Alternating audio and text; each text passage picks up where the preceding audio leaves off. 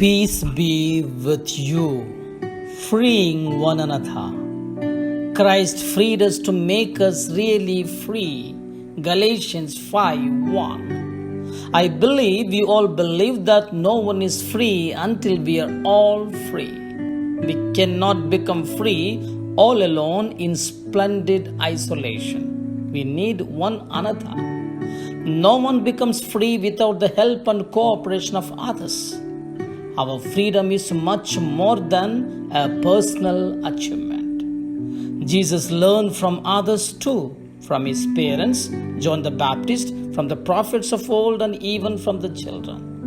But more significantly, Jesus worked for the freedom of downtrodden and overburdened.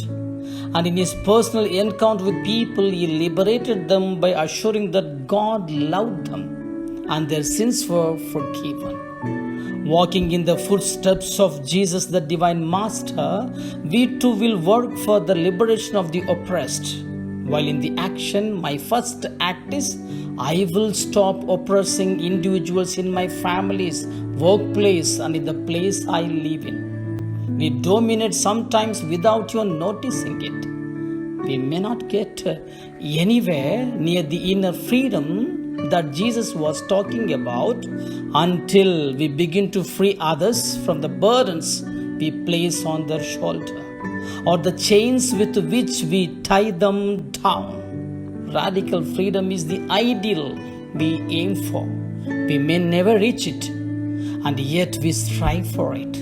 The path towards radical freedom invites us not to compare and compete with each other.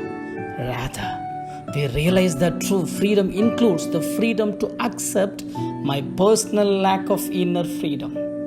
Striving for freeing ourselves leads us where what matters is not my personal achievements, but what matters is what Jesus called the will of God.